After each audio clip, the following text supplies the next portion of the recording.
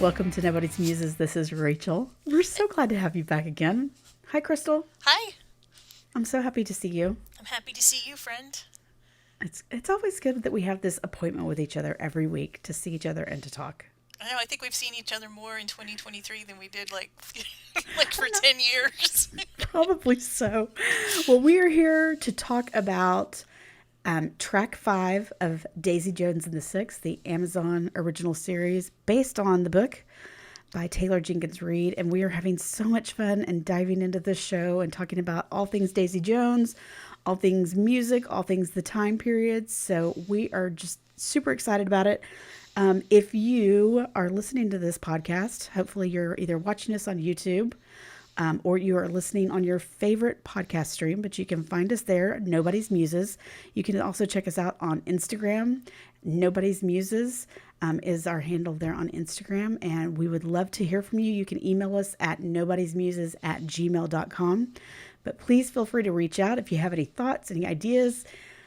We would love to hear your take on anything and everything of that time period and of Daisy Jones and the Six. Yes, and we did, after begging and putting it out there, manifesting it, we got a comment on Instagram from Mary Beth, and we had a wonderful email from Caroline or Carolyn. I'm going to go Caroline, and I'll probably be bringing up a few things she's mentioned either in this episode or in later episodes because she had some really great thoughts. And also want to thank Chris Fish for commenting on YouTube. And I would say one thing he said that Filthy McNasty's is what is currently the Viper Room in LA. And I would also say we were talking about royalties, and he brought up Lennon McCartney, which I also had brought up, but I took it out because I thought we were going on too long of a tangent last week about that. So I was like, no one needs to hear about all I know about the Beatles. So thank you, Chris, for making me feel like I should trust my instincts. So, that could be a multi-part episode in and of itself. So there we go. So this episode is track 5, Fire. I'm not sure which fire they're talking about. There's the disco fire, and then there's also the Bruce Springsteen penned song, Fire. So not sure. Maybe, and there's probably another one. So that would be great if someone was to correct us on what fire it is. That would be great. It's directed by Nora Kirkpatrick, who has a really interesting IMDb if you want to check it out. I would say the big thing I noticed is that in 2020 she became the first woman to ever direct a campaign for Bud Light.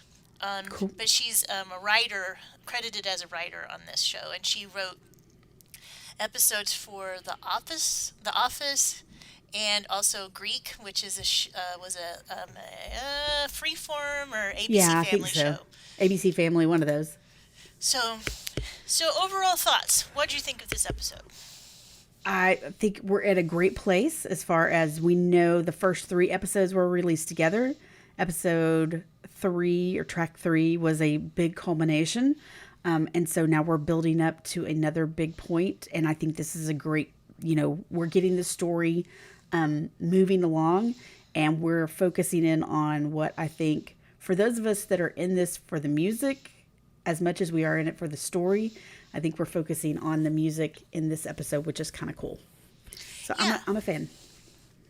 Yeah, I think it's really, well, I was thinking about it today, and one thing I really thought about was how this episode is basically the only people you see in it are the band and Teddy for a minute, you see Camila for a minute, and then you see Graham's, girl, Olivia, for a little bit. But the big chunk of it is focused on Daisy and Billy in their, at Teddy's house writing a song. And that's it's almost like a bottle episode, which is, a TV term where they used it a lot in sitcoms whenever they'd run out of money or something, and so they would just basically write something that's just in one set. So a good example is there's a Mad About You where they get stuck in the bathroom.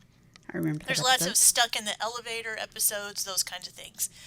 And sometimes it would also be, we're stuck here, and then we're also going to put clips to memorize, so because we really run out of money and ideas. So Which they don't do that so much now because nobody has not, only a few places do like 26 episodes, like, Abbott Elementary or the traditional, broadcast shows. But even them, they're, usually cutting it into smaller things. So Yeah. I thought it was really good, really Yeah. written really well, and I was really looking forward to talking about this one. Awesome. Let's go. So we open up and we're getting the day started. So we got Billy's alarm clock is going on and he is getting dressed and ready to go to partake in the new fad in the 70s called jogging. I was thinking exactly the same thing. I think it's a long J. Jogging. No, jogging. Jogging. So he's getting up and getting ready to kind of start the day. But I think they all know what's coming for this day. But Billy's out there choosing to start it in a more positive note. We've got Roxy music playing as well, which is great. I love Roxy music. God, I love them. Love is the drug. So I think that's a great song to start off the episode with.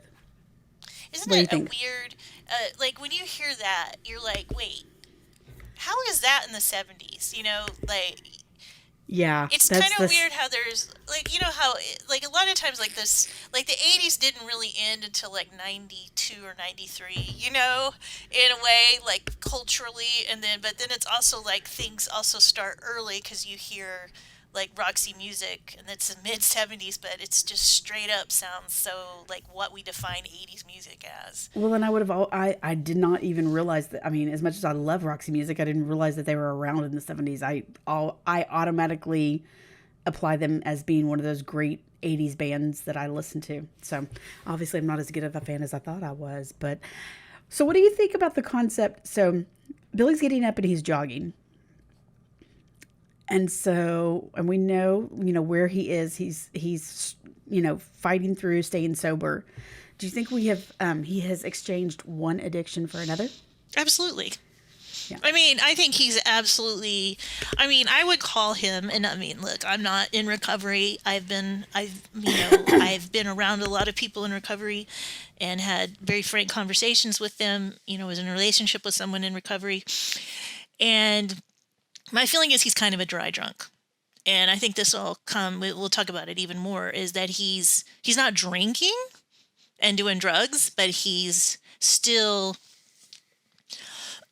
that he's still got that. And I mean, their love is the drug. They are picking these songs to remind us that he's replaced that obsession and that stuff with, like, I'm going to be the very best father and I'm going to be so perfect. And Yeah. that's how he's dealing with it. Yeah, because again, he went to this rehab, but we know that in the 70s, rehab did not look like we know rehab to be. It was probably just a period of time for him to go through the DTs and dry out and then come back into reality. So there was no real work probably done at the level that you would see in, in therapy or in rehab today. So yeah, he's kind of shifted. Do you Yeah, think? I mean, because, like, they're not even talking about him going to meetings. no, he's not working. But again, he just went, stopped drinking, and again, we talk. He's replacing his addiction with something else. It seems to me from the outside. So everybody's starting to wake up. We got Daisy waking up at the Chateau Marmont. There, she grabs a glass of red wine. I'm like, whoa. Sip some evening's old red wine and realizes that there is somebody in bed with her that she probably didn't remember. But she did get a wake up call. I mean, she scheduled the wake up call for herself, so that was pretty smart. I'm proud of her. I'm proud Yeah. of her there. Good for What you, time? Daisy. The guy asked, "What time is it?" And she said, "Time for you to go, buddy." Well, I also just want to say the Chateau Marmont came up in a podcast I was listening to the other day. It was called Off Menu with James Acaster and Ed Gamble. They're two British comedians, and they had Lily Allen on there talking about sneaking out of the Chateau Marmont because she was known to be bad about drinking, and she snuck out with Lindsay Lohan to go partying. And I was like, so even that was 2010, something like that. She said because she's been in recovery for a while. But I was like, oh, there's Yeah. Chateau Marmont again. So I thought that was funny. We go back to Billy and coming in from his jog. Camilla's sitting there feeding Julia the baby, and they're getting their day started as well. I think he's dreading going to the studio, but knows that he has to do it. So she asks a question of him. She says, Goes, what time do you think you'll be home? Is that the question? yeah, Yeah. What time do you think you'll be home? And his response. is if it goes well in time for dinner. If it doesn't, it's going to be a long night. Yeah. And then And we then cut he, back to Daisy, and she's leaving.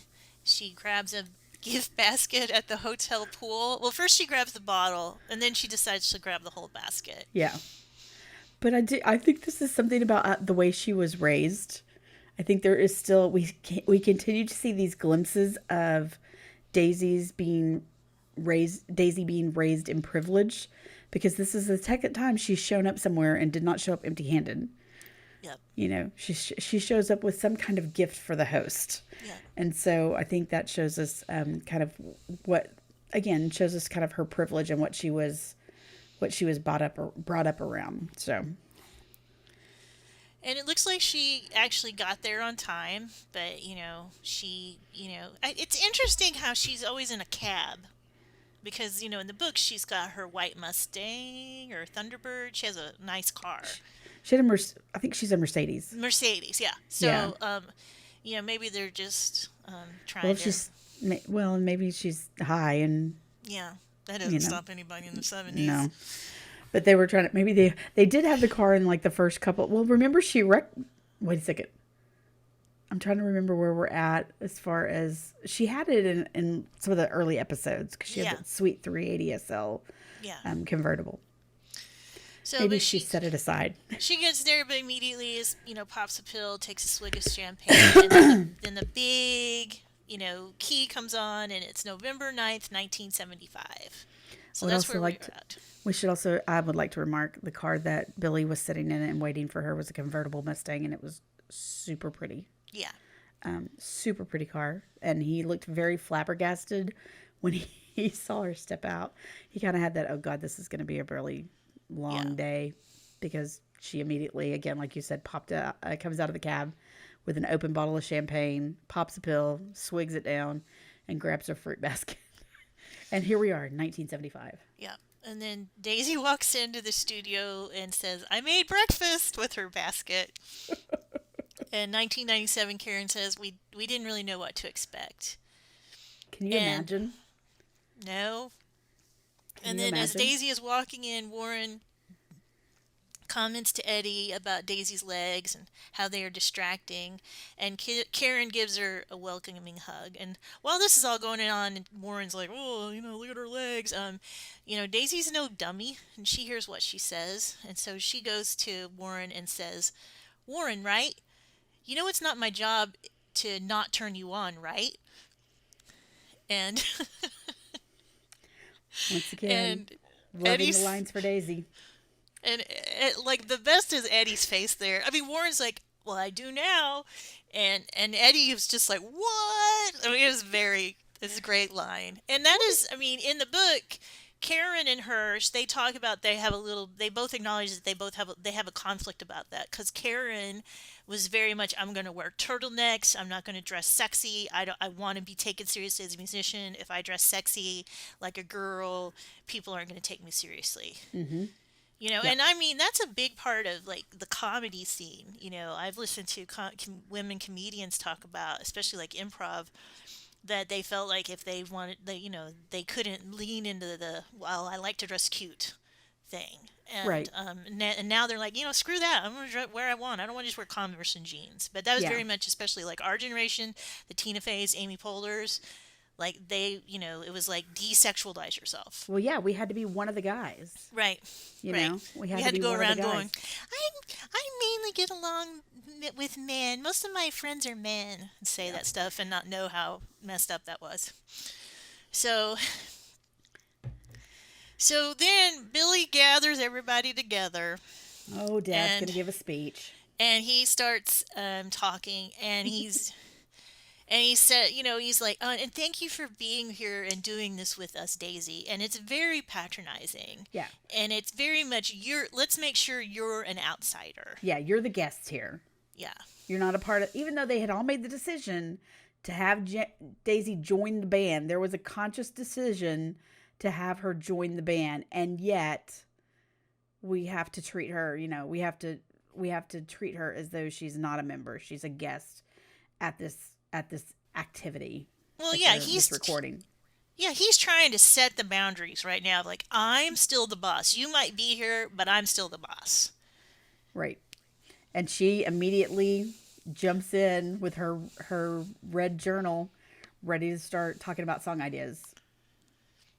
And the rest of the band looks completely shocked. Whoever And who's gone up against Billy up to this point, it's always been the Dunn brothers, or then it was the Six. But Billy has always been in charge, and they've all gone along with it. Maybe they tried to buck up against it a couple of times, but Billy shut it down super quick all along. And so there comes a point where you stop asking because you're immediately going to get shut down, and you just kind of like find ways to contribute silently, you know? And so I think they had all kind of grown accustomed to just trying to find ways to contribute silently and go along with the flow to get the job done, but not Daisy. yeah. And then 1997, Billy says the songs were all written and ready to go. And he actually says to her, and said, we have 13 songs for the album. Why don't we play some of them for you? And if you feel strongly about them or want to add anything, that's what he gives her. And so 1997, Daisy, I mean, can you imagine in Can you 1997, imagine? Billy, I could not have been nicer. And we talk about the unreliable interview. Here we have the unreliable storyteller because, yeah, the unreliable narrator, because they each have their own version of what actually happened and Yes. their perception of how the events went. And then there's the truth. And I think what's really fun about this and what gives it like why even though I love the book like the TV show in some ways is giving us something different because there's these two narratives that we hear in the book from these two people and then we see what is the truth, Right. you know.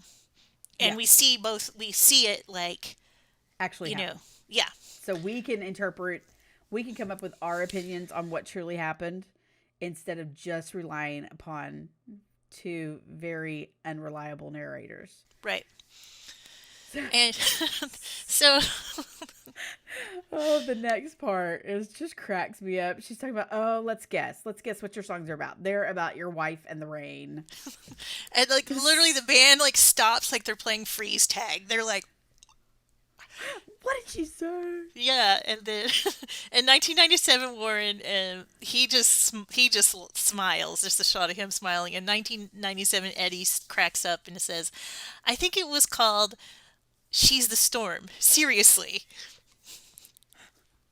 And then Daisy says, "I'm not here to sing harmony on a bunch of love songs about your wife."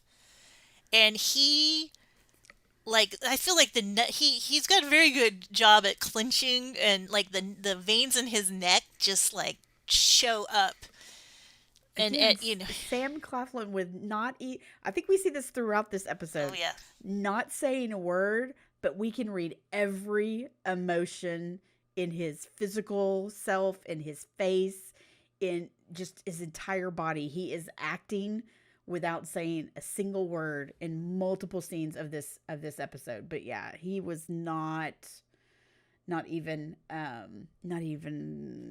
he was already tensing up and shutting down.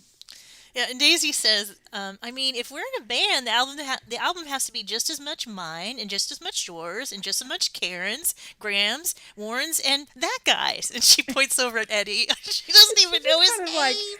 flings her finger over there and it's like, and that guy.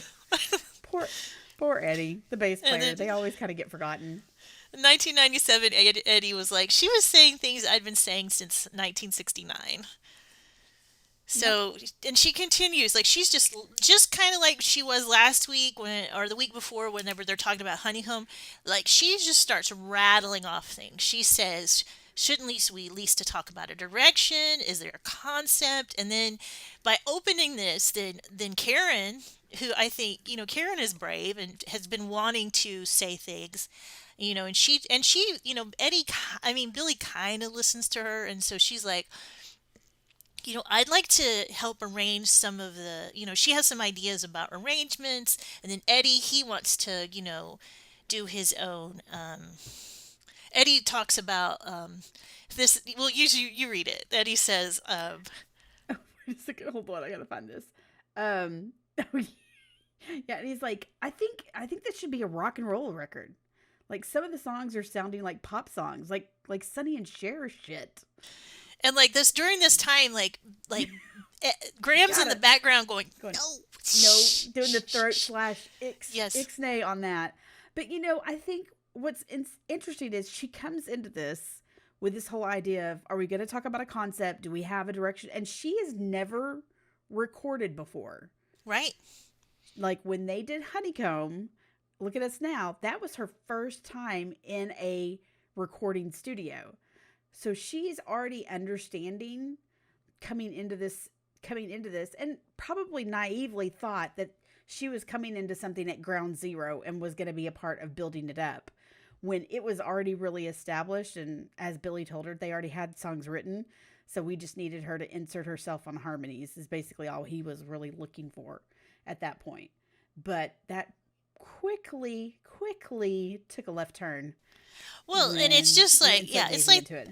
like the dominoes start falling because then Eddie says rock and roll should be passion, pain, anger, sleeping with someone you don't know, not making sweet love to your wife. No offense. And then everybody, like once he said that, everybody's like, Karen's like, well, I think we could do this. And then, Eddie wants to write his own bass parts. And, during this whole time, even Warren's like, yeah, yeah. He doesn't really say any lines because I don't know if he had any thoughts. Um, but then the whole time this is going on, though, Graham's not saying anything. But everybody Right, because else is talking all at once.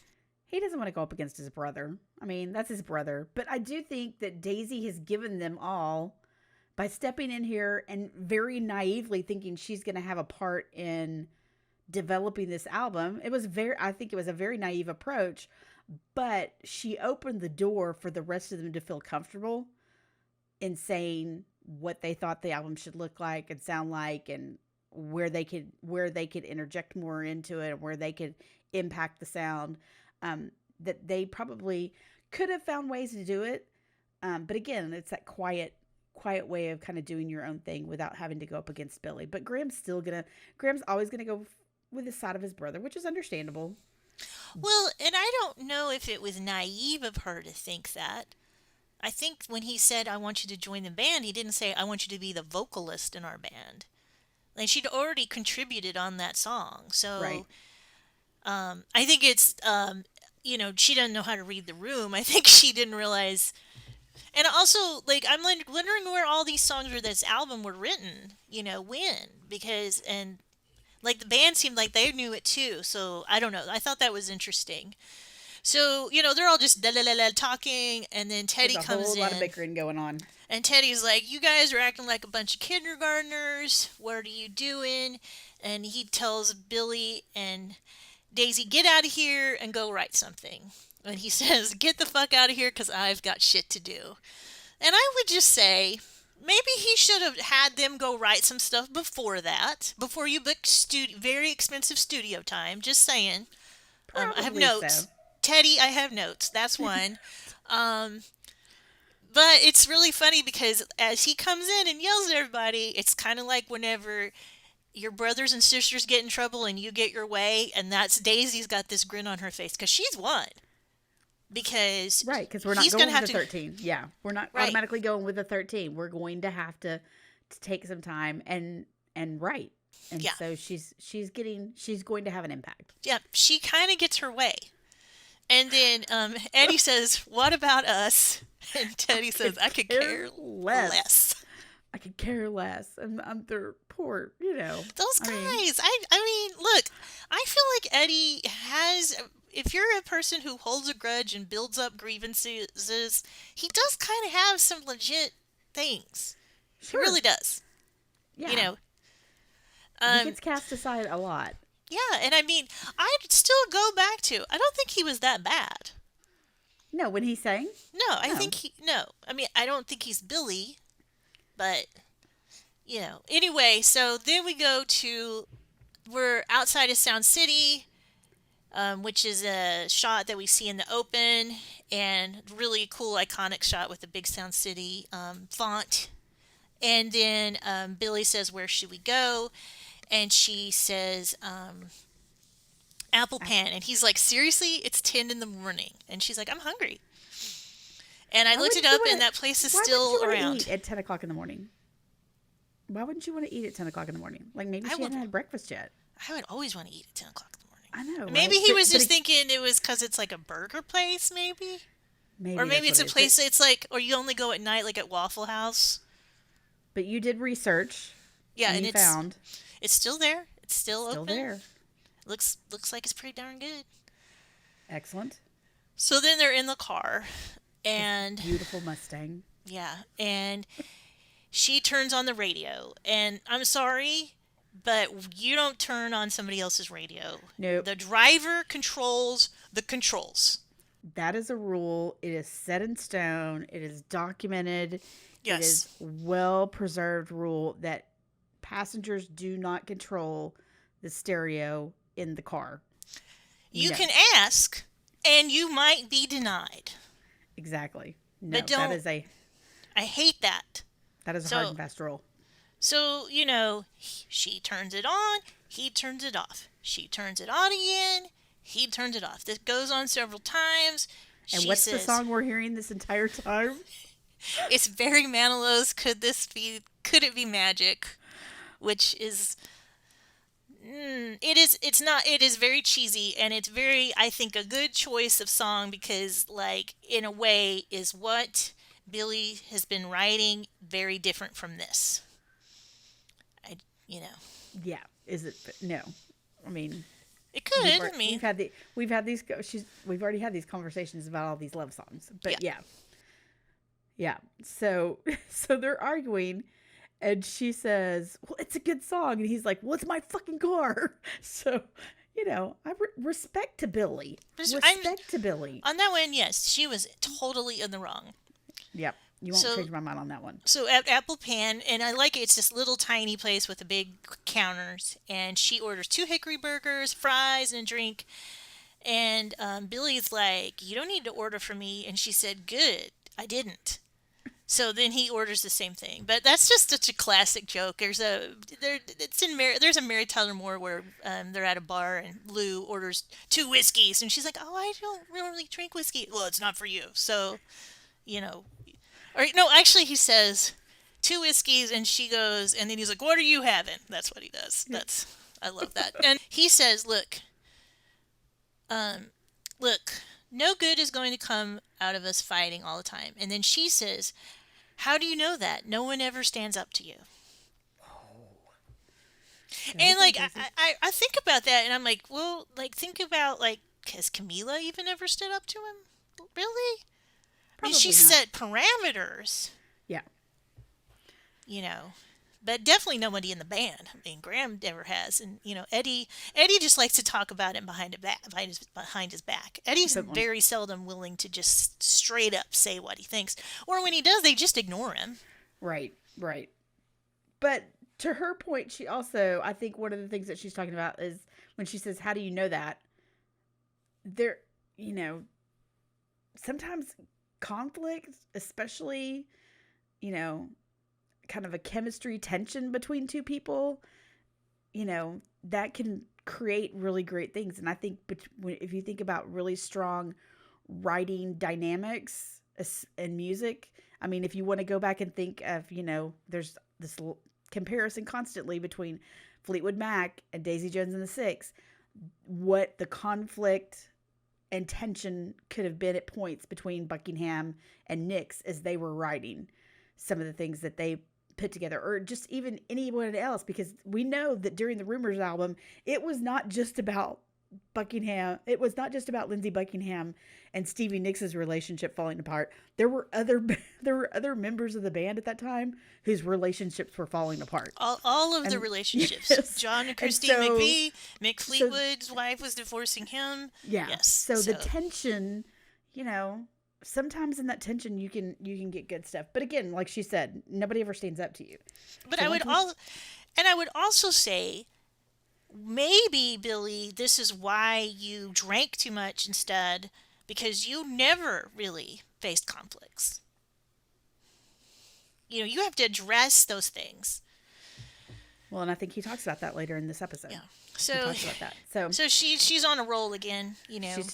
She's nonstop. She's nonstop at this episode. Like, she is really making him uncomfortable at every turn with her dialogue, because she's got no filter. And she was like, "Why are you so obsessed with your wife? What's the deal? Did you do something wrong?" And he shuts her down. He's like, "I'm not going to talk about that." But who says that? I mean, who would say that? I mean, that takes a lot of guts and a lot of balls to me to be able to be willing to have that conversation of just like, what is your deal? Like, why are you so obsessed with her? What did you, and her thought process was, you screwed up something. So what'd you do? Yeah. And then as they're sitting there, he's like, "I'm not going to talk about it." They start eating their burgers, which look delicious. And she's, Stumble on Sublime comes on. And Daisy he's like, "Oh," she's like, "Do you like this song?" He's like, "Yeah, it's a great song." And she's like, "I fucking wrote that song." And he was like the way you wrote Honeycomb? And she's like, "Yeah, kind of." And I had the lyrics, I kind of came up with the tune. And he was like, And she's like, "Do you really think Wyatt could have written that song?" So I'm thinking maybe he didn't have any other hits. And Right. so he sits there and he's listening, and he's like, he looks at her, and he looks at her with a different way. Like, oh, you know what? I haven't, two things. I think, one, I think he's like, this Honeycomb and the way she rewrote that is not a fluke. She's got real talent because she wrote this song that I do really like. And two, I understand why another moment where he kind of understands who she is, because this guy took her song and took credit for it. Yep. And maybe that's why she was so mad at him, last episode, like whenever he was kind of dismissive of her contributions in that interview in Hawaii. Yeah. So and then he immediately, I mean, you see that change in him, in his approach, and he says, "Well, it's a fucking great song." And what does Daisy say? "Cool, man. Now that you dig it, can you stop being a dick all the time?"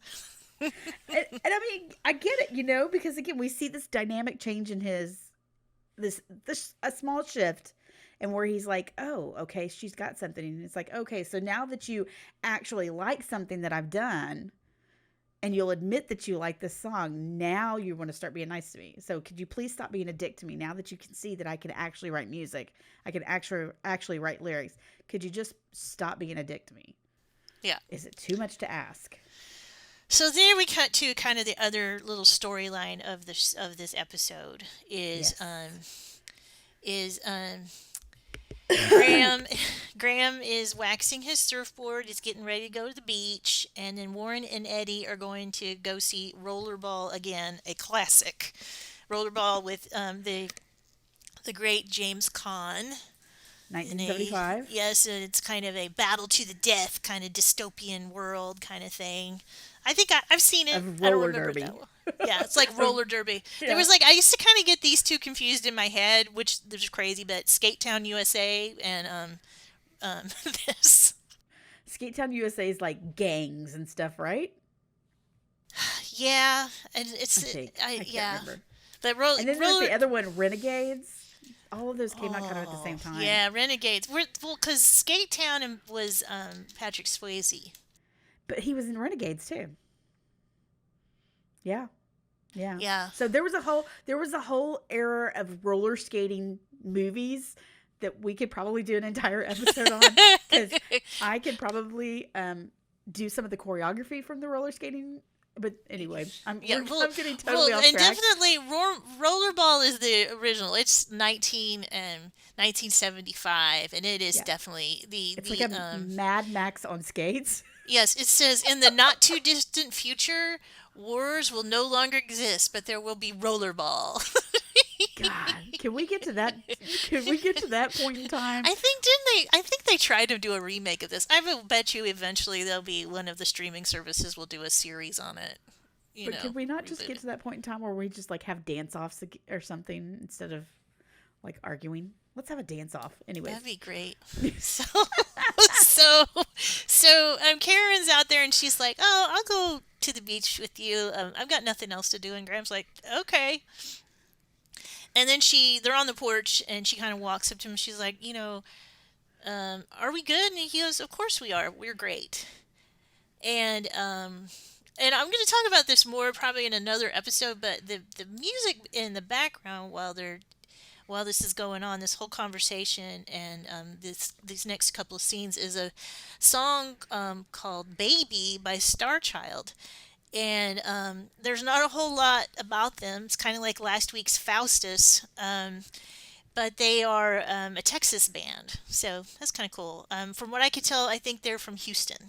Okay. So, Might have to do some additional digging on them. because I like it, it's kind of a cool song. Yeah, it was. And so Graham's new girl Olivia shows up in a cute Volkswagen convertible.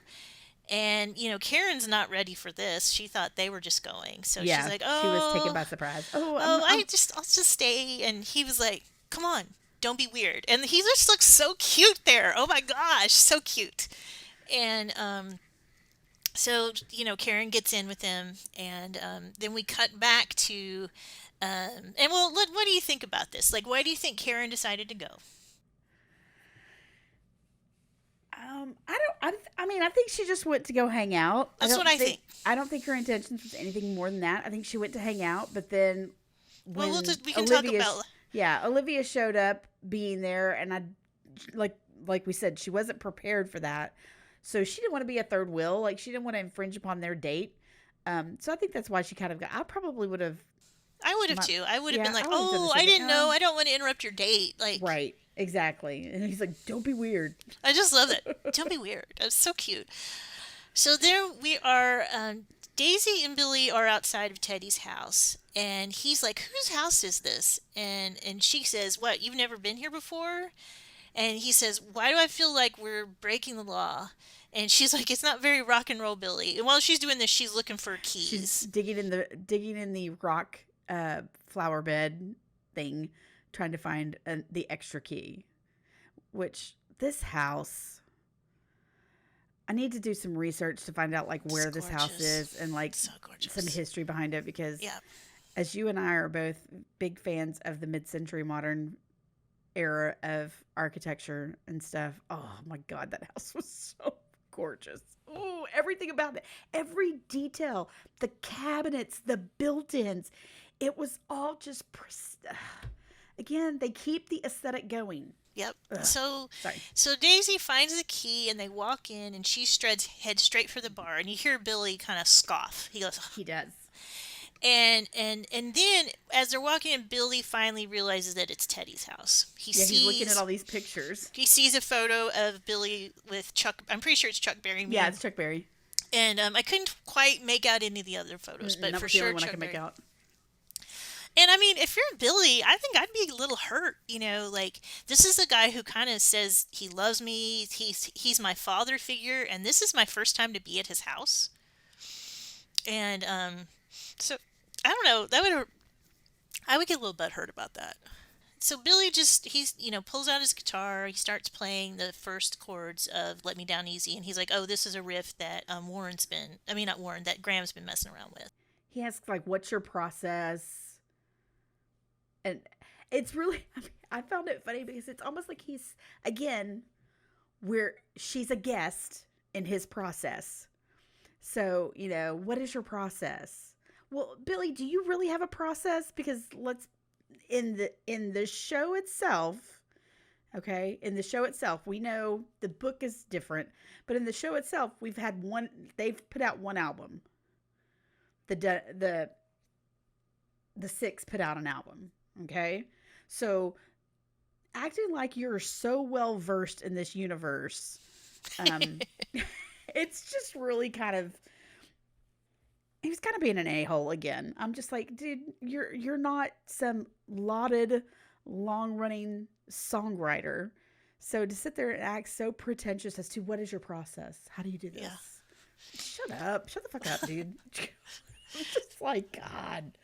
So and she's like, you're looking at it, and then she's got her alcohol, and she says, your wife says you don't drink anymore, and does this bother you? And he says, it doesn't. And then he goes, I don't know how to write with anybody. He says, and she says, well, me neither. So he hands her his notebook and he says, at least look at it. They're not all about my wife. And she opens it up, and the first thing she does, and she gives him side eye, and and um and and he says, well, just give me that and we'll start something new. And then he Yeah. looks at her notebook. And this is also like, there's these, that's like to make it more visually interesting, so there's just not two people sitting in chairs. Like, he gets up and then he goes outside, Hmm. and and he's like, I don't dig all that nature shit. And he's like, are these even lyrics? And and she's like, it's a metaphor for feeling untethered. And he says, maybe you should say what you mean. Which is a valid Yeah, point. right. Actually say what you mean.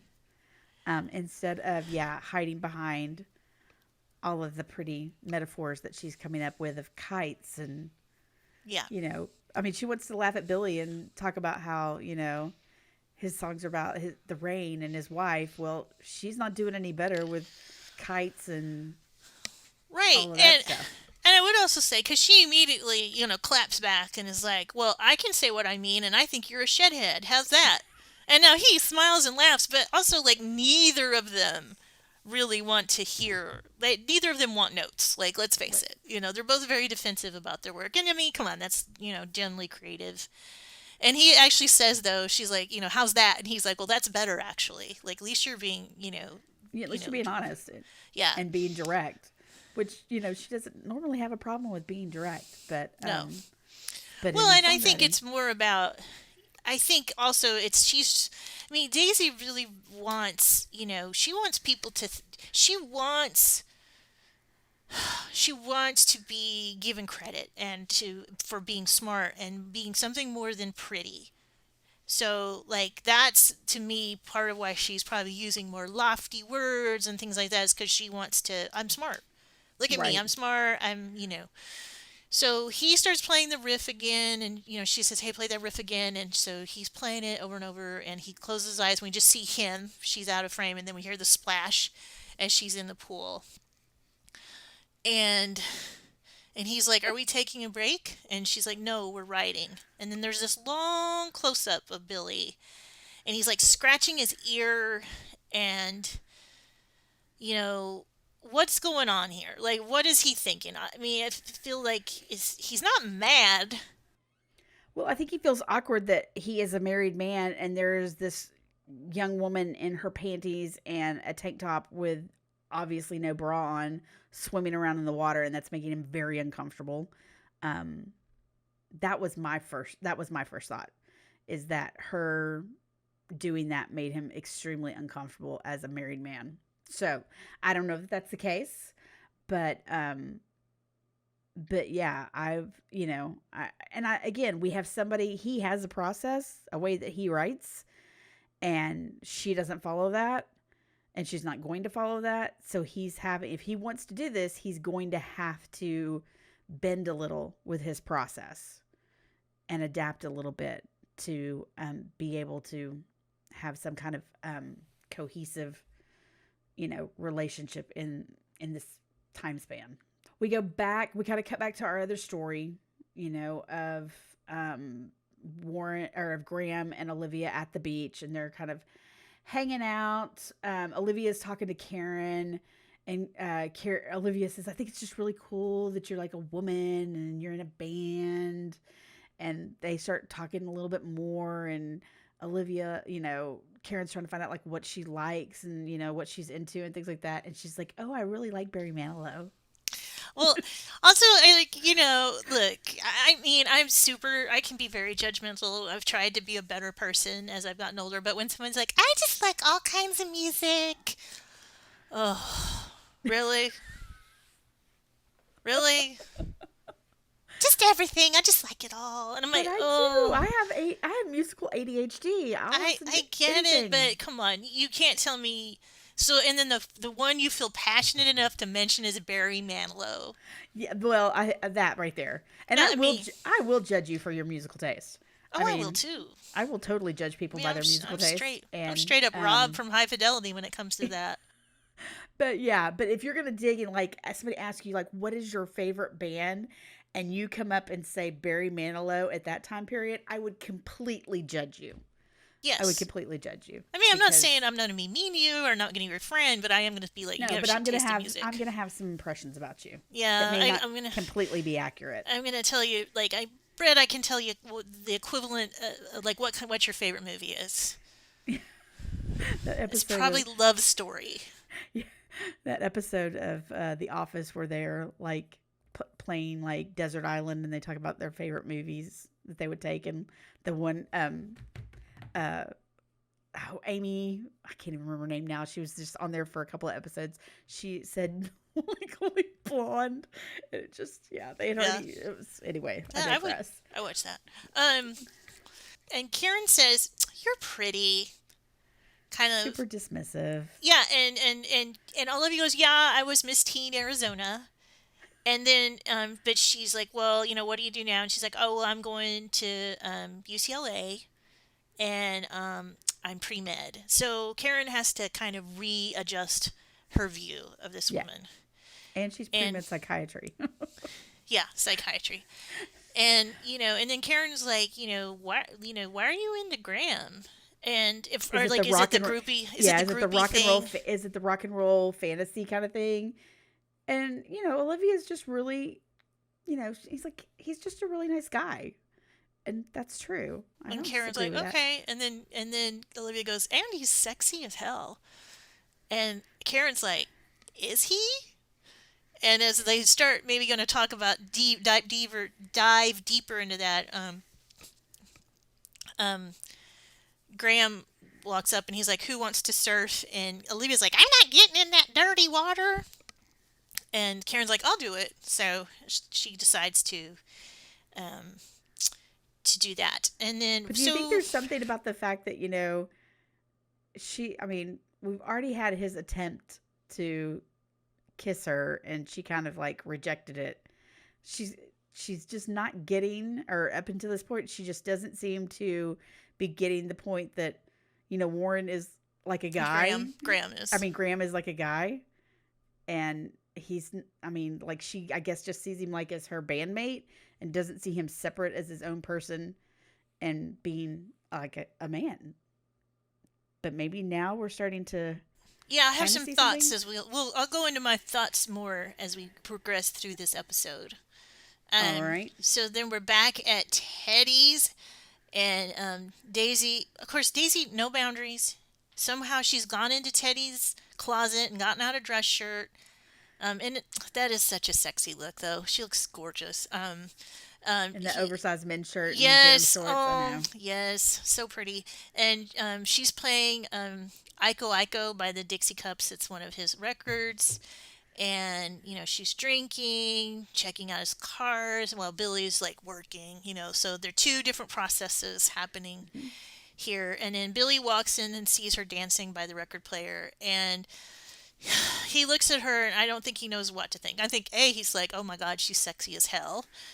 And then also like, what the fuck am I supposed to do with this person? Because again, her process is not serious enough for him. Like she's doing something, but it doesn't look like his process, so therefore it's not good enough. Like it's not sitting down, it's not strumming the guitar immediately, it's not getting out our notebooks. She is just in her own space, in her own way, and he doesn't have a whole lot of respect for that because it doesn't look like his process. Well, I mean, and I would say just, and you can chip in on this on what you think, but I mean, a lot of people, their process for writing is more similar to Daisy's. Like, a lot of I've listened to a lot of people and read a lot about their creative process, and like a lot of like the writers for Psych, the guy who's the head writer for Psych, he would make them all go on an afternoon walk, like to get ideas. And he goes, we would always solve our problems, script problems, on a walk. And Hmm. also Kevin McDonald and Dave Foley, that's how they would like that's usually when they would come up with their ideas, is walking. So getting up and stepping away from the problem usually Hmm. can help you. So Well, I think that goes. I think that I could see that relating, and I know for me, and sometimes in other things that you're doing, if you step away from it for a little bit and get some distance, it can help you to work things out, process things, and get yourself back on track. But that's not Billy's process. So he really, really struggles with the fact that she is not doing things the same way that he's doing them. so she tells him this is the first album, the record that she ever bought.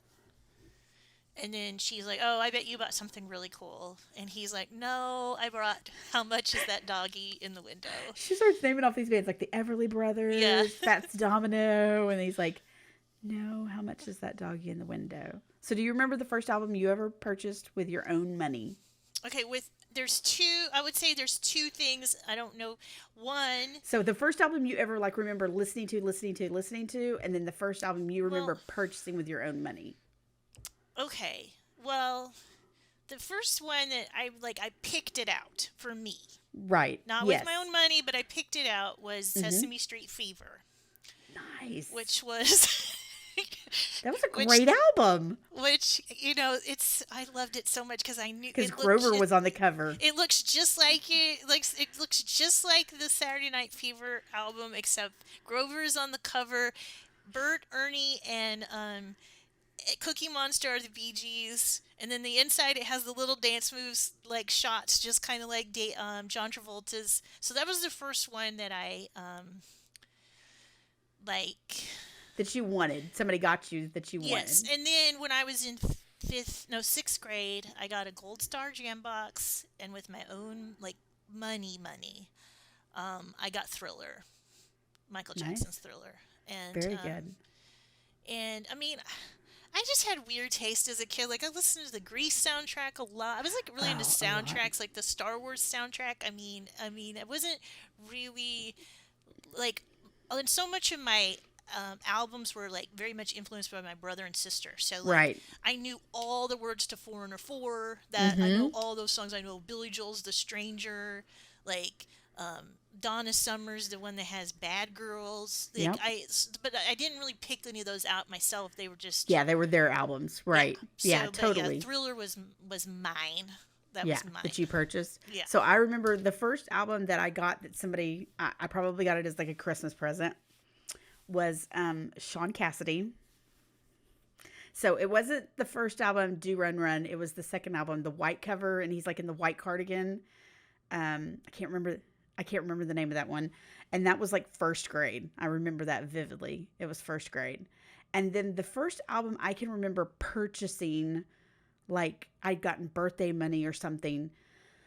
I want to say was it was the Styx album, Of course. Paradise Theater, or it wasn't Illusions because Illusions came before that, but it was the big double album with Too Much Time on My Hands. God, why don't I remember the name of that now as I'm sitting here? But that big, I mean, and I had to save up some serious birthday money to purchase that. But I remember I had gotten enough birthday money that I like purchased that album, and then I purchased like Loverboy and ZZ Top, like all of those. But like you, I had music in the household, but it was all, yeah, it belonged to my older sister. And yeah, but I definitely listened to it all. So soundtracks were a big player also. The Urban Oh, Cowboys. I had this. I'm not, the Starflight. It was like a kind of like a K-tel thing, and We had all the K-Tells. I had the Starflight, and I loved it, and it had like Doctor Hook. It had pop music, like that one. I loved that album, and it is so scratched out because we listened to that all the time. I can remember my grandparents had an RV, and we used to do RV trips with them in the summer. And the Keough 8 tracks were a huge player on our road trips. And we took a road trip one summer that we went from Texas to Canada and back in an RV, 6 weeks. And Keough and like Waylon Jennings were, Yep. big players on that trip, on that road trip. God, I love a Keough album. So she switches the song. She asks him. Oh wait, she asks him to play. Yeah, she asks him to grab a record, and so he grabs. Oh, he grabs a great one. He grabs Beach Boys in My Room. It's a great song, great song. And so And he talks she's about this is the first song that I really loved, like yeah, that I really listened to the lyrics and I loved. that spoke at a deeper level, So she tries to get him to dance. She's like trying to get him to relax your shoulders, and he is super uncomfortable, and super stiff. Trying to get She's him to like, "You want to sing sing along. along?" Yeah, and And he was not having it. He and was not comfortable. she goes, she says something really good here. We don't have to be friends, but if we are going to write together, we can't be strangers. Absolutely. And she says, "Ask me anything. How many?" And he says, "How many pills do you take in a day?" And she's like, "Really? That's the question?" And he's like, "Well, you said anything." And she goes, "I don't know." And he's like, "But you said you'd answer." And she's like, I don't know." Yeah. And, and she goes, "I get them from a doctor." And he's like, "Do you think that that might be a problem?" And she's like, "No, I can throw these away right now." And so they show the next shot of her throwing them away. Then she lights And something. yeah, and then they come back to the room and she's holding something. And she's holding it this weird, like she's not holding it like a joint, but she's not holding like a cigarette. She's kind of She's doing like, this hold it. weird, I don't know, I don't like know. it's just very strange. Like My this is how you hold a joint. You hold a joint like you're, squishing a head, and then the other is like, your two fingers together. And I don't the she But was like kind of Billy kind of does the they're whole cup both over. doing weird. Billy does the whole cup his I hand don't know over his what that cigarette was because about too. I'm like, yeah, have you that seems guys? like he's hiding it or he's afraid that it's gonna blow out. I've seen people do that, I mean, but the have way you that actually? she was holding that, It was the way she bothering was, me. it was well, and I'm gonna say I made the assumption that she was smoking weed because she was not holding it like a cigarette in any way, shape, or form, and she really wasn't holding it like she was smoking a joint either. But I just make the assumption that she was smoking a joint. That's just I going mean, to be my it assumption. is kind of weird. Why do we smoke a joint like this way, and then why do we smoke? It's not. This is not very good for the audio medium. But why do we smoke? Like, why is it you have to smoke a cigarette between the two fingers, the two, the index and third finger, but then you smoke with the thumb and the. Well, maybe because like the cigarette has like a filter and it's a little more formed Yeah, and that's true. like more solid, whereas like a joint, depending upon who rolls it, you never know what it's going to turn out like. I think there's a bit, and I think it's either a comic or there's a bit in a movie where somebody talks about like, movie villains always smoke cigarettes weird. They're like between their fourth fingers or like, or, twisted all around. I don't know. That's what I was going to think. Are they movie villains? Yeah, Um, but I think she was smoking a joint. So she throws the pills away, and he comes back in the room, and she's smoking her weird cigarette, and they're back at the record player. And so Billy asks her why she wanted to be in the band. And we've got another good song playing. yeah, they're playing Cornelius Brothers. It's too late to turn back now. Cornelius Brothers and Sister Rose, and I mean, pretty Great song. good line, or even just the first line of that. And she says, you. I feel like I know you, like we've known each other a long time.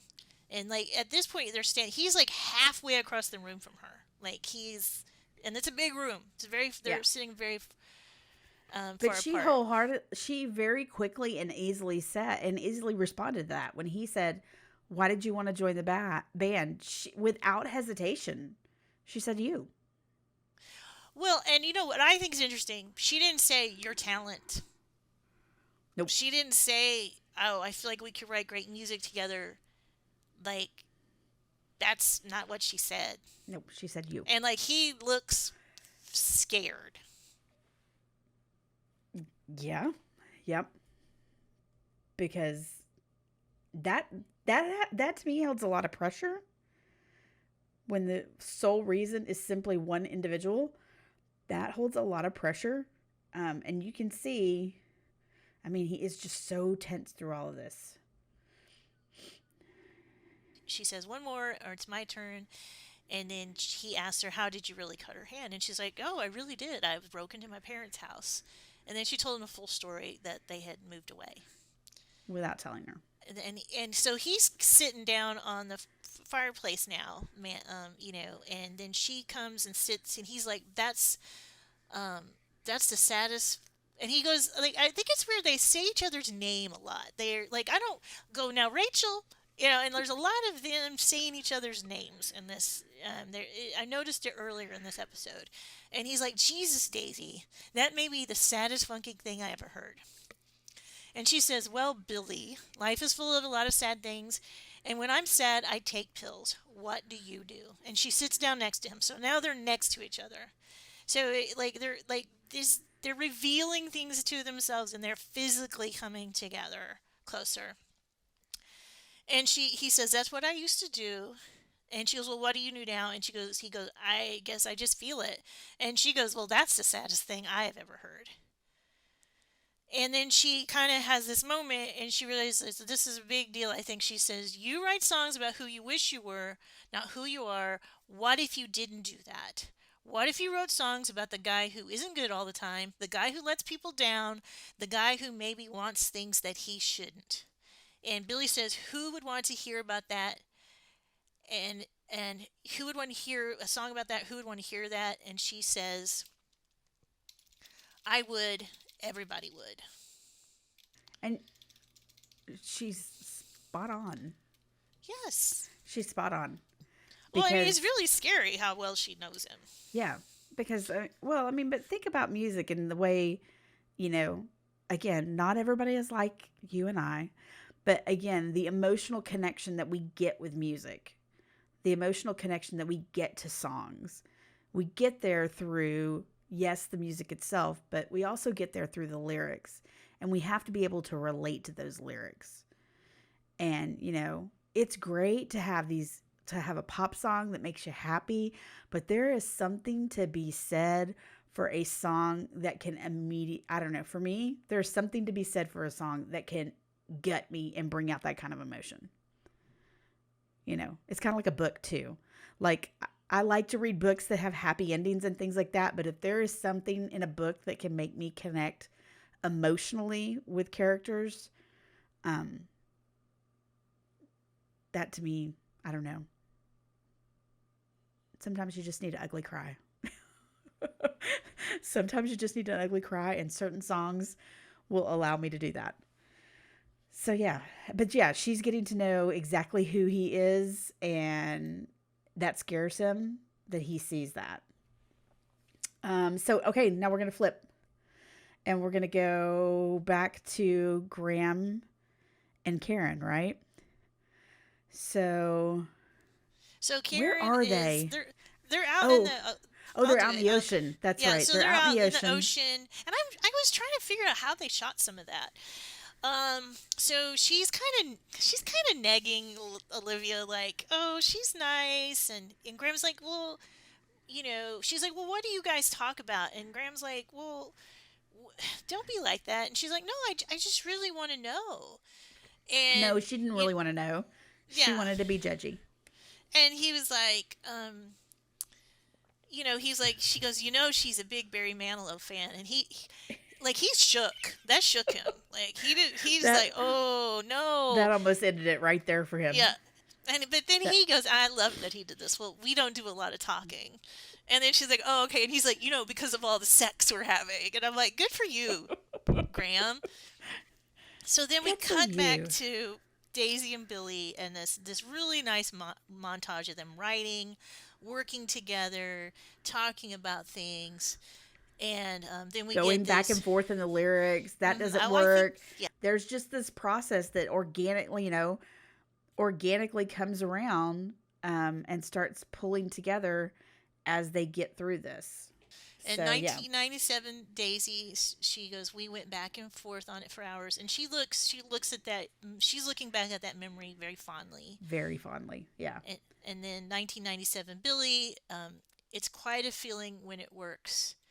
And then back to her, 1997, smiling, and she sighs, and then we go back to Billy, and he has this kind of face, and then it kind of just a wipe almost on his face to happy, and then pain. Yeah.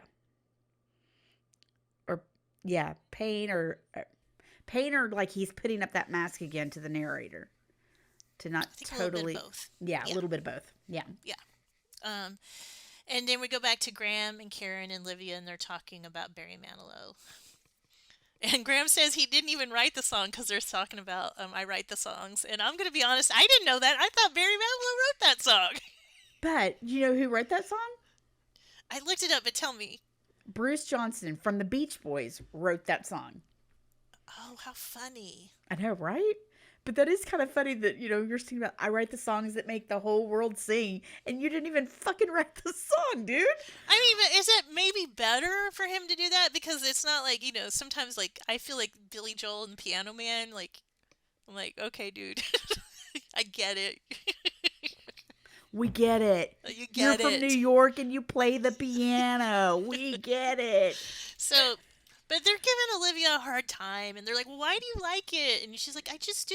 I just like it." And she goes, "Isn't that the point of pop music? It's not supposed to change your life." And they kind of like, oh, they just don't. Like, I think they kind of agree with her because it is pop music, but it's But kind they don't of like want to that, write pop music. right? They don't want to write pop music. Right. And yeah, pop music is just supposed to make you happy. They're not looking to write music to just make people happy. Yeah. So That's not what they want to do with their band. So they get back to their house, and they're like, "Ugh, where are Warren and Eddie?" I mean, it's like, how many times can you see rollerball in one day?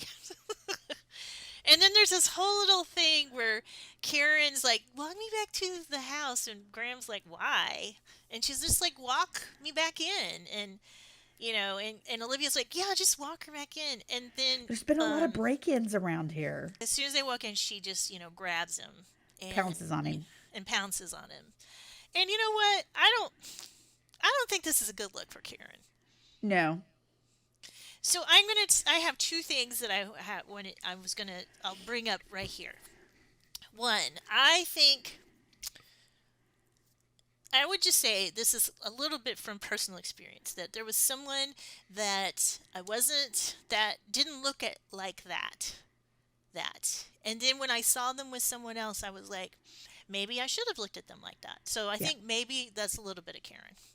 Yeah, I totally agree with that. Like That, where again, you're like, because we I go just back- remember being really irrationally disliking that girl because she was with somebody that I hadn't really thought of till then. But we think about the conversation on the beach and how, it's like, well, he's a really nice guy. And it's like Karen's finding out these things about Graham for the very first time. Well, he's a really nice guy. And oh, he's totally sexy. And, she's like realizing things about this person who's been by her side all this time, who tried to connect with her and she pushed away. But now that she sees him with another girl, now she thinks he's attractive. That's not a good look. Yeah, I mean, I get it, like, because I've been there, but I also would just say that's a really shitty way to treat Olivia. Like, you know what? You Literally could have leave let her her in the have her driveway. little thing, and then later said, "Hey, you know what? I have feelings for you." Like just to leave her out there, I was just like, that is just Yeah, not you could very have gone out to the car and told her goodbye and come back in the house. That was and, just, yeah, I don't like it, and it pissed me off, kind of, because it made me think less of Karen, because I mean, and I know it's just a TV show, but, like, that's just mean. Like, I would never do that to somebody, even if I really didn't even if she was, like, the worst. Like, if she was, like, John Ralphio's sister on Parks and Rec, like, something like with or Janet Mona from Lisa. on Friends, yeah, like, yeah, Mona Lisa, but, like, but she was not, she was a nice person. She But he deserved could have better. taken 90 seconds to go out to the car and say, hey, you know what? I think I'm just going to go ahead and call it a night. I'm tired. I'm going to grab my board. I'll kiss her goodnight. I'll talk to you later. Yeah. Okay. And it does, I mean, I don't know. Like, I have mixed feelings about it because I do feel like, so now you're interested in him? Mm-hmm. Okay. And I would just say, I don't know. It's just not great. So then we're back to Daisy and Billy, and they're writing, and she's like, "Why are we saying it there? What's it?" And she goes, "Maybe." And he explains, and she goes, "I think it should be us." And they're just kind of laughing. He goes, "Oh yeah, us. I love us." And he kind of laughs and then gets scared for a second. I felt like, Mm-hmm. and she's like, "Oh, that sounds like a song." They're making all this progress. It's great. And then she says, I forget what he says, but she says, oh, because they're arguing about another lyric. And she goes, well, we aren't writing a song about being hopeful. We're writing a song about why we do things that are bad for us and why we keep doing them, even though we know it's hopeless. And she goes, you can argue with me all you want, but I'm going to win. He basically, they've already Yeah. established that relationship. And it's really this fun interplay.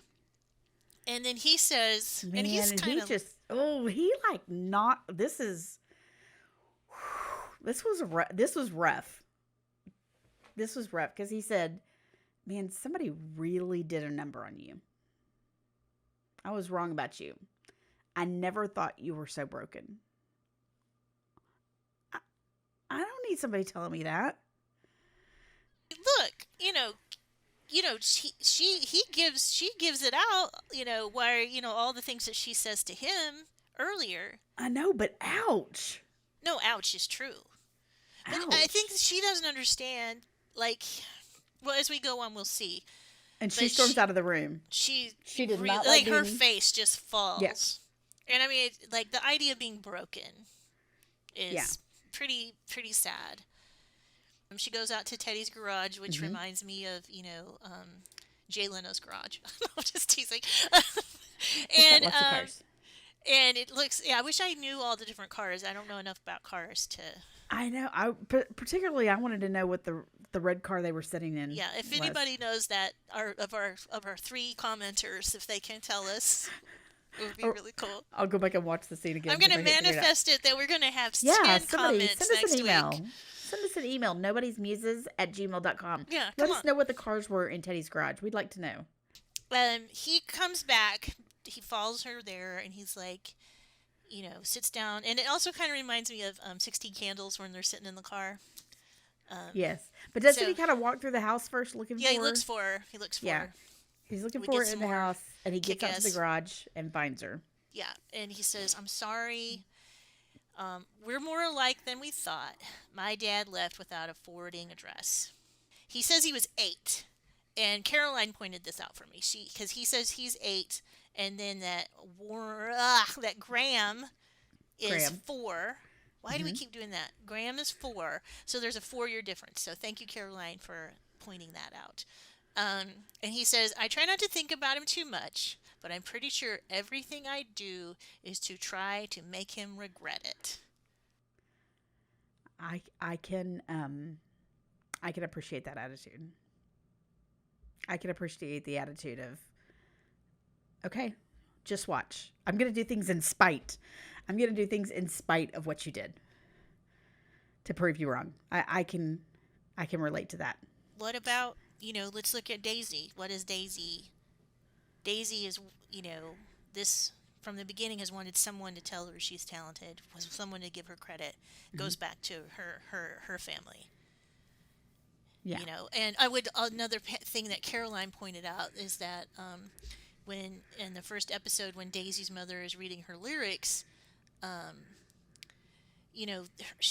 parents have given her no direction in life. They didn't encourage her to go to college.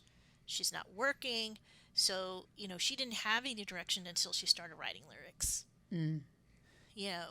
Which I'm sure her mom. Her mom is a model, so that your career as a model, especially even back then, is very small. Right. So, like, what did her mom have as any kind of direction in life?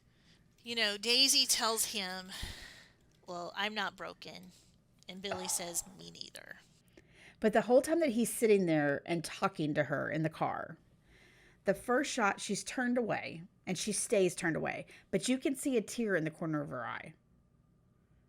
And she cannot look at him when he is going through and recounting the fact that, my dad left with no forwarding address, and the whole thing of, I try not to think about him that much, but I'm pretty sure that everything I do is to make him regret it. And you can, I mean, she is completely turned away from him during this entire conversation, because she is facing a truth that she does not want to face. And she can say that she's not broken, but the reality is she is very much a broken person. And Billy is trying to find that way to connect with her so that she knows she's not alone. Because she now has this band. She has this family. Camilla told her, we take care of our family. And I feel like Billy's trying to connect with her and show her that she has these people now. But yeah, she comes back and she says, I'm not broken. And his response was, me neither. We're gonna keep up this lie. Okay, we'll keep up this lie. Is that what you thought? I mean, I thought I thought it was a sarcastic me neither. Well, no, I think yeah, I think so. Yeah. Maybe not sarcastic, but No.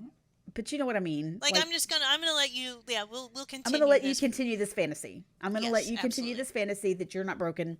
I'm not broken either. We're two really put together, Yeah, great people. Yeah. Yeah. So Teddy comes home because they're sitting in the garage in Teddy's red convertible. The garage door comes up, and Teddy is there, in another car with, I'm gonna assume his wife, and how in the hell did you get in my house? She says, the door. Duh. Duh, Teddy.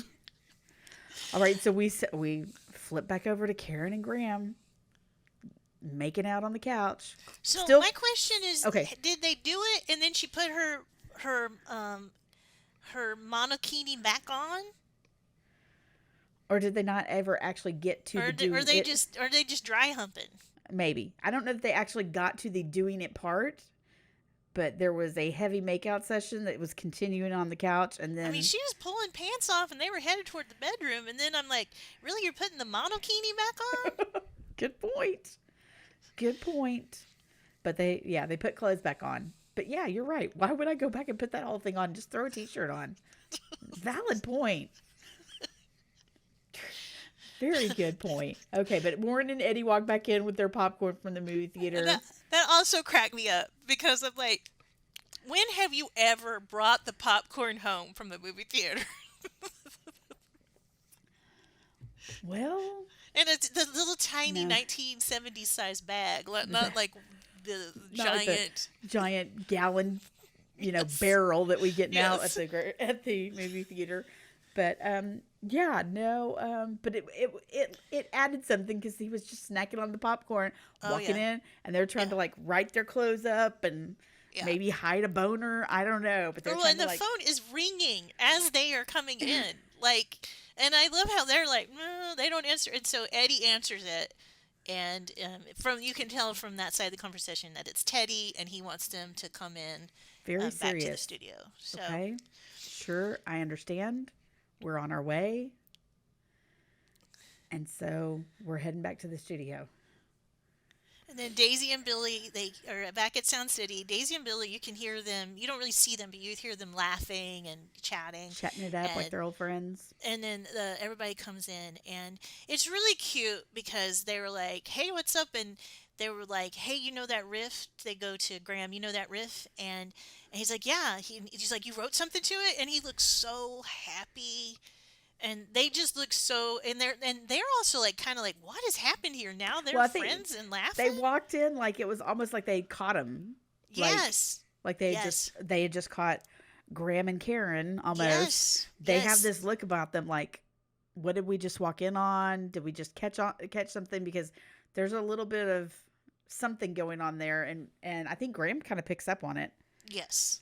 That. Yeah, they're not really sure what to... The vibe has definitely changed. Yeah, they're not really sure what to think of it. So we have 1997 Karen, and she says, it was the first time they truly wrote together. Yeah. And Warren says, it's still one of my favorites. Karen goes back and says, I remember having this feeling like nothing would ever be the same. And I don't think she was just talking about the song. I think she was No, also talking about. And then, and then, poor sweet little Graham. it was a really great day. He's so sweet there. He just looks, yes, It was a really 1997 great. Graham. It was a really great day. And then, Billy and them are kind of chatting up about what they're about to do, and he kind of lets Eddie, like, he encourages it to kind of like do your, they're going over like what things are in and stuff like that, and then he just kind of says, do your thing, Eddie, and which is yeah, and Eddie looks really like so shocked and happy. excited, yeah. And then they get into it, and they start playing "Let Me Down Easy," which is a great song. Yeah, Um, not one that was a part of the book. it was written by Blake Mills and Zeeberg, and Zeeberg, she had a band called The Like, and then she's done some solo stuff. And I actually was like, oh, I wish I had known about her. I realized that I don't know enough about new music, and she was just really talented, and so they wrote it together, and like Sam Claflin and Riley actually went and watched as Blake and Zeeberg were writing, to see their process, and it was really inspirational. There's a really great Elle article, and we'll link to it in the notes on the podcast and in the in on the YouTube comments about them writing the process for writing this. And like the idea, like the whole part of the it versus us, they that was an actual conversation that happened in the with Blake Mills and Zeeberg.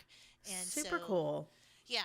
I love how they So brought that into the show. That makes it even better. yeah. But the way that the scene is shot, they used a steady cam, and it just all seemed like it was one take. And I go back to and continue to be amazed at, we have, people that dabbled a little bit. And I mean, if you look at, Sebastian, who plays Warren, he had been playing drums for a while.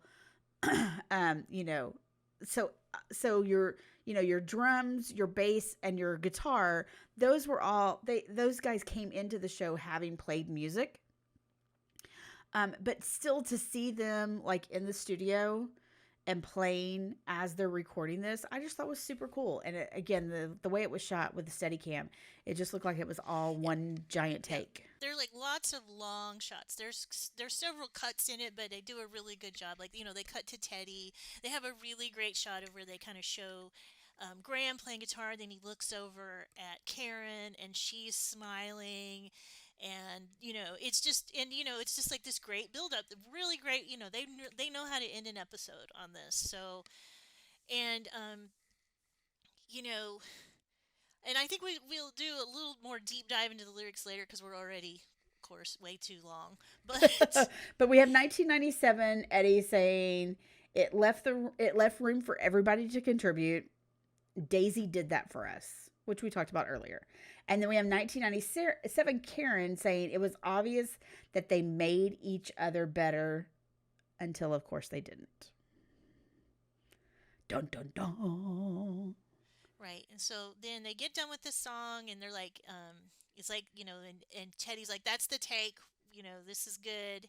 And Daisy hugs Billy, and we kind of slows down, and you see her like just really pure joy, and you see Mm-hmm. him looking troubled, and then kind of smiling, and there's like There's definitely, struggle. There's that internal struggle for him. and then you see Graham kind of bing bing bing, like he sees Yep. it. He sees it. He sees it and he notices it. And I think he's genuinely, in that fleeting second that you see him, I see his concern for what's about to happen. And then there's Teddy. Yeah, I'm a motherfucking genius. And And the, then we see Billy. He comes home to Camila, and she's like, "Oh, I'm sorry you had to stay so late." And he doesn't really say anything. And then he immediately, and so you in had a notes. You had in notes and an opinion on this, and I think I have a differing opinion in I, this. I inelegantly say that he's trying to fuck the pain away. I think he's trying to be like, I am going to have sex with my wife so that I don't think about the woman that I spent all day with. And I get that.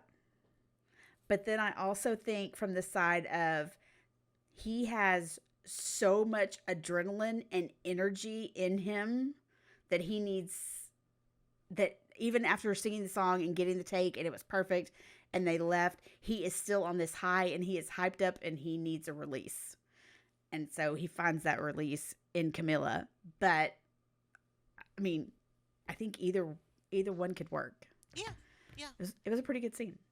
Yeah, I mean, I just feel like, and especially like this is definitely like a movie trope, like when someone out, cheats on their wife or something like that, come home and then they're extra lovey-dovey to make up for that. So that's kind of where I fall. And I would say just one. Let's talk like we can talk like 5 minutes about the song "Let Me Down Easy." And when you look at the lyrics, I would just posit that maybe it's not just as necessarily about a woman or a man, but it's about addiction and drugs. So that, because I just feel like the lyrics are very, um, it's, I've got you under my skin. Why do you make it so hard? Don't leave me broken and free. Why don't you tell me where you are? Those can be about a woman, but there also could be about, they could be about drugs. And I think like I was thinking about it in the sense of the song. I've been hearing this song a lot lately. The Depeche Mode, "I'm Taking a Ride with My Best Friend," which was our class song. Oh, class of '89. What? What? I won't reveal Which where we is went to school, but which is clearly about drugs. Never Let Me Down Again. Yes. Never Let Me Down Again. Yes. Which was clearly about drugs, and none of the teachers got the fact that that was clearly about drugs. I'm taking a ride with my best friend. Okay, excellent. It's talking about friends. Yeah, Never Let Me Down Again. I always think of it from the source. But anyway, I just think that there's some stuff here that it's a lot. I think there's a lot more. It's more than just a don't love, like not a love song, but a song between lovers, and it's a song about and appropriately for these two people, Yeah. No, I think that's an astute and valid observation. And then the closing credits is a song called "After Eight" by a German band called Neu. And my husband recognized this band, and they were a kind of a German, just a German rock band in the 70s. And he was really surprised because he thought they sounded really punk, and they kind of changed their sound later. So another interesting choice. So, and we'll have to do a little bit more deep dive into a lot of the music because there are some other interesting songs because I forgot about them. There, whenever Karen and Graham are having sex, they start playing "I Write the Songs." So good, so good. So, any other closing thoughts that you hadn't thought? Anything else that you hadn't thought of, or closing thoughts? Here's the crazy thing: is as we watch this and we go, the series is finished. And we've watched all the episodes, but like, where were you watching them to kind of get some talking points and things together? And like, I'm trying to remember like what the next episode is. I can't remember. So it's good because I get to see it again, like kind of with fresh eyes. I do have to tell you about a funny TikTok that I saw. And if I can find it again, I will send it to you. And so it's this girl who is obviously Gen Z, who is criticizing the fashion of the movie and saying it was not legitimate 70s clothing, like they're not dressed right. And I was like, and so of course I had to go in there and comment, and I was like, as someone who was actually alive during that time period, the clothes were very spot on.